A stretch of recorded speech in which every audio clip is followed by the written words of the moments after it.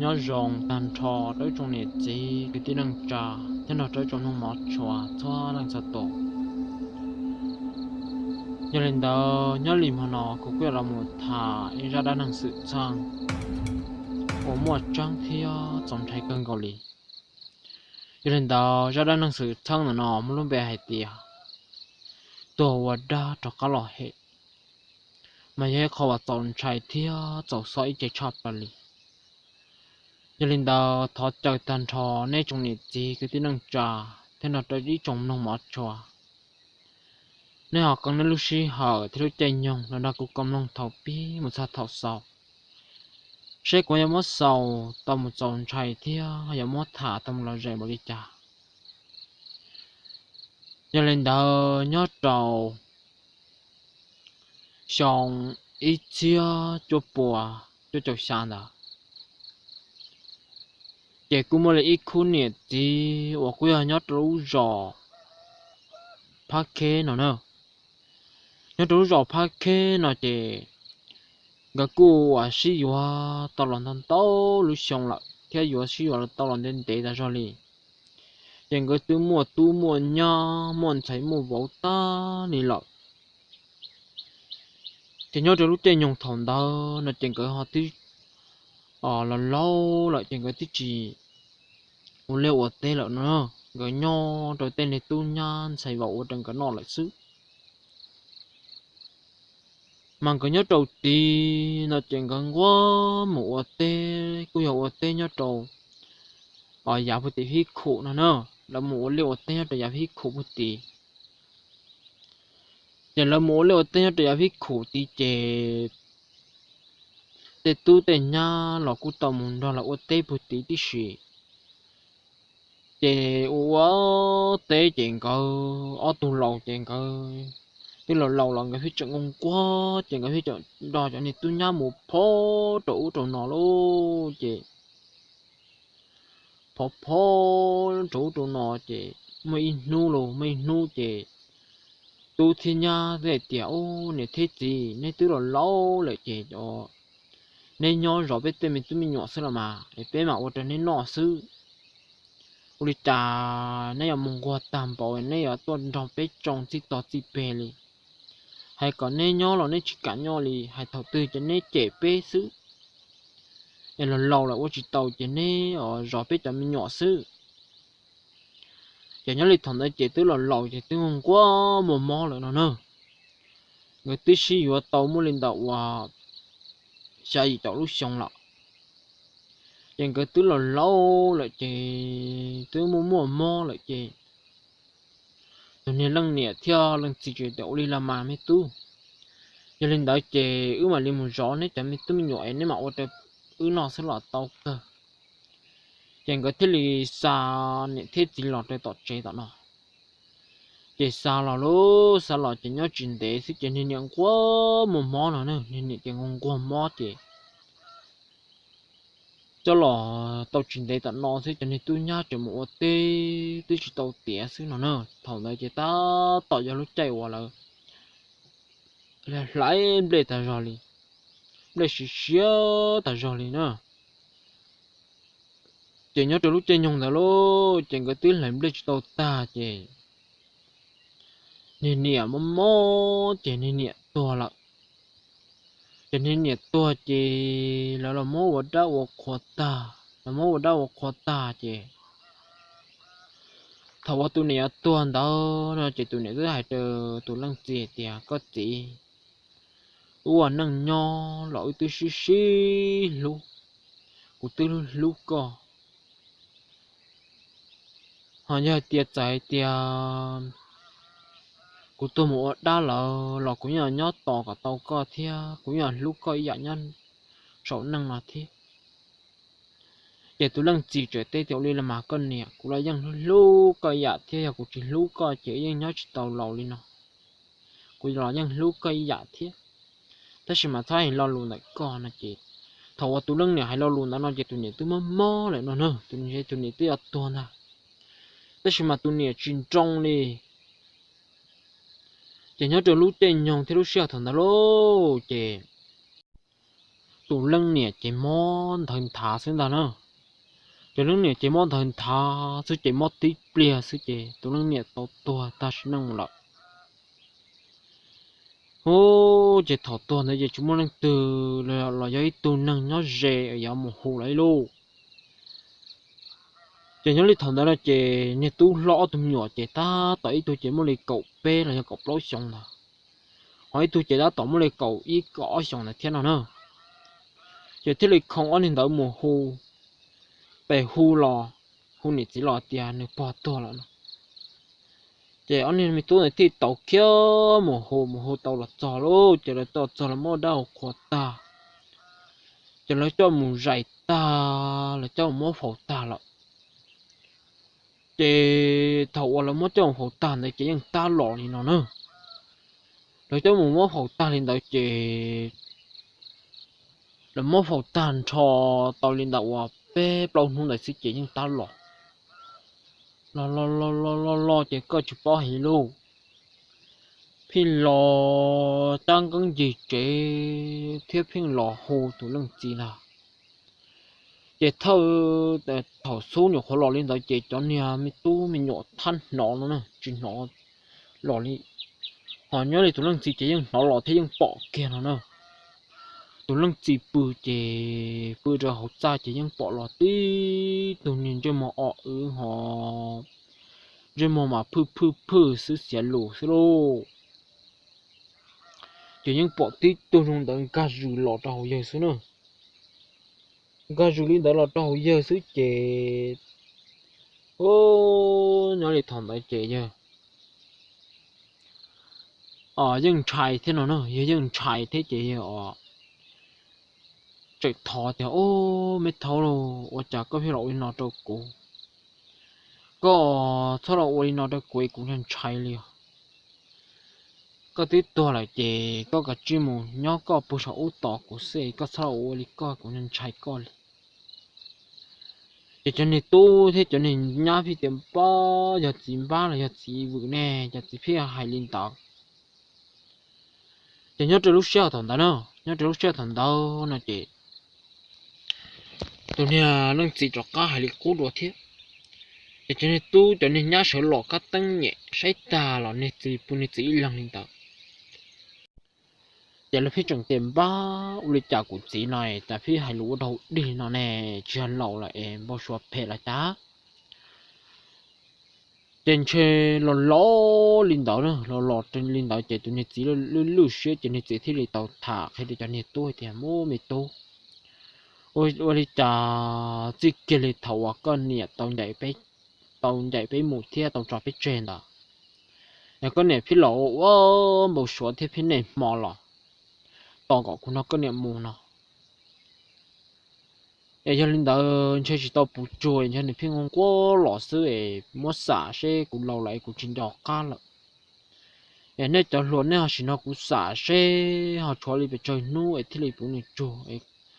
ô chua để còn mù trời còn gì tháo lẩu quá thì nó đâu cũng ấy lử xe đi chỉ nhớ từ lúc chơi nhung thế lúc xe thằng đạo chỉ nhiều mấy tu chơi tiểu gì ta lưu cú xả nó chỉ cho đi ta kinh năng kinh đó sẽ lại cho đi yêu nó sẽ chỉ cho lại thế chỉ lên đó chỉ này tu cho hai lên đó chỉ này gì nữa chỉ này gì chơi tiểu đi làm mà giờ chỉ cho nó chỉ ô chua trên này còn nó mù trời còn chỉ tháo lẩu nó đâu cũ nó chỉ cũng nhớ tầm này lử xe hả ô tô cũng chỉ bao nhớ liền chỉ nhớ đi thằng đó nó chỉ lần gì chỉ nên trì bà lại xin nữa một khóa từ tự trong là những nên trì bà là lâu đâu bầu lại xin lộ họ còn nghe chỉ lót ta lại thế chỉ tuần hôm bù trồn này chỉ là mua quả chua trâu ta lại là mua chua trâu ta chỉ nên lần gì từ tàu nho lên tới ilu lì này thế nào nữa tàu rồng nho lên tới ilu lì chỉ từ chịu lì trả lại thế đó là dùng để chuyển tế chọn tới ilu lì tới để ilu lì thì on là một số chỉ những ta cho cá lọ đồ lì thiên nào nữa cho cá lọ chỉ cho cá lọ hàng một cố lên ta cho cá lọ hù luôn theo trò cá lò nhớ độ ở lần gì sao phân tràn đó vậy phi lò cua phi lò hồ theo phi lò chua đây là khó chế để tụi lần gì nào dùng lý pin nó dùng lý sốt tệ chỉ cho phân tràn chỉ mà cái như rau sứ ô lên đấy ta chỉ cho những gì tiệt có gì à nó thế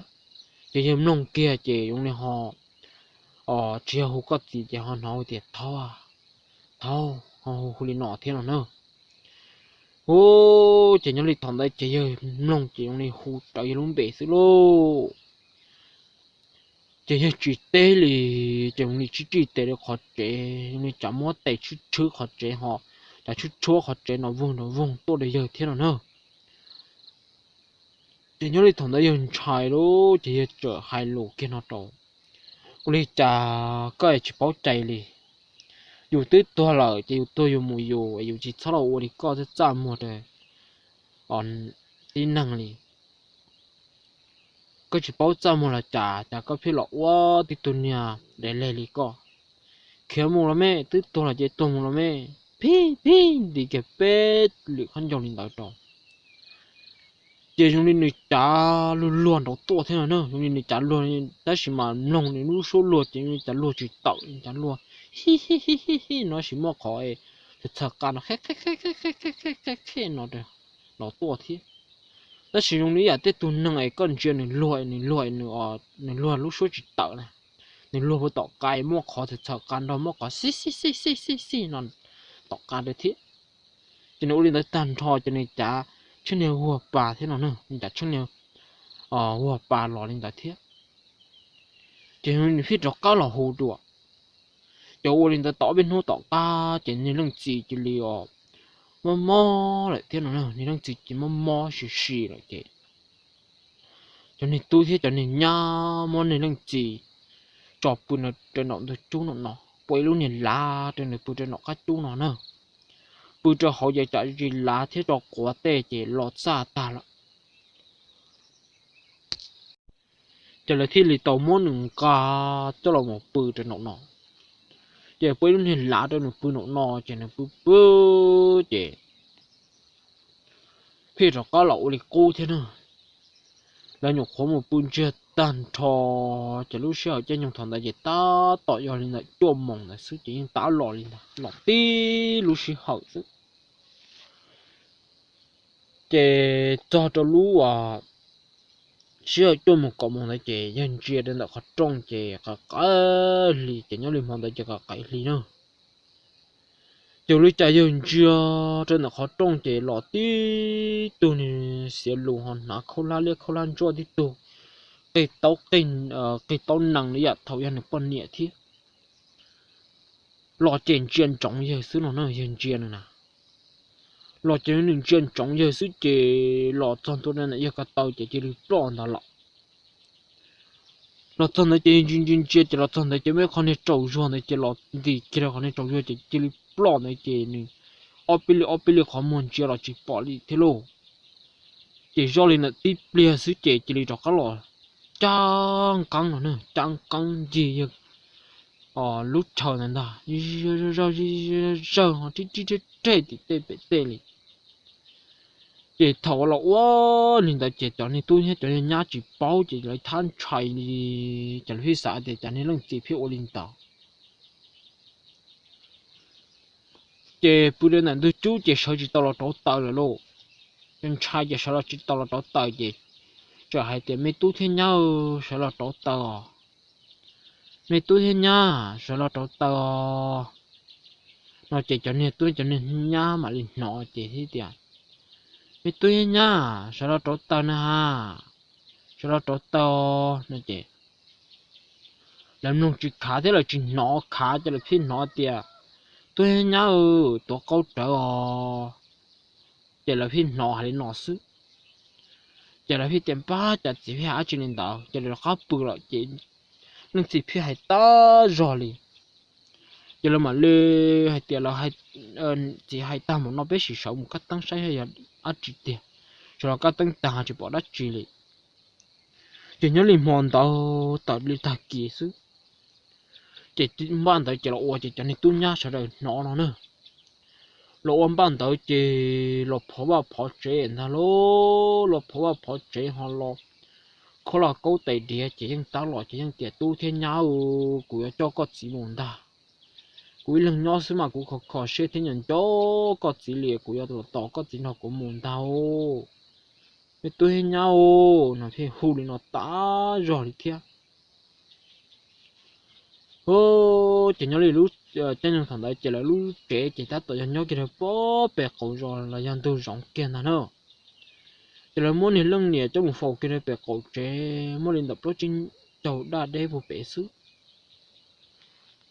ô trẻ muốn lên tới cho nên tu nhân nó lại thế lô trẻ thằng nó cho mà lên đòn chạy mỗi ít thì tu nhá chỉ học bự trẻ tọ nên chắc khó xứ chỉ là thanh này kể chếเลยchị lợi dụng tao cho là một ca trời xứ chờ đi cha nó bỏ có tài địa cho nên tu chỉ in nhiều giờ cho nên phụ này sai nó hạ tí tụ nhiều à nông đi chảo ta tạo cho cậu xa này xứ mà cả cái lì chỉ nhận ra là trâu chế chỉ bỏ tí tụ nhiều đúng chết chỉ phi là có là có tài địa phi là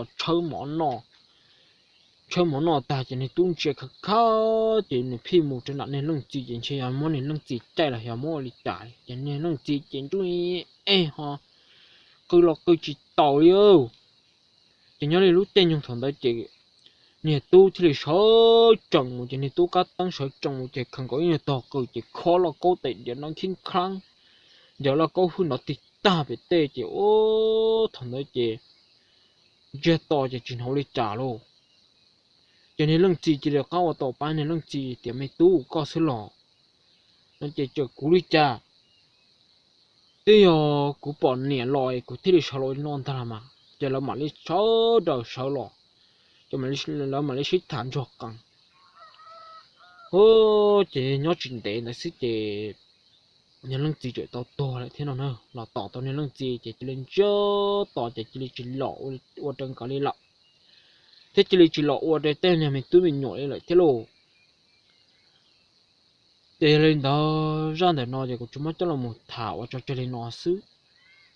bên mà lấy đó là một sinh chi chùa là sẽ chồng lòng nhớ từ lịch trong chia là nhớ từ lịch ra chia lên đó số đời nhớ ròng ít trọng cái tim không nhiều sợ đó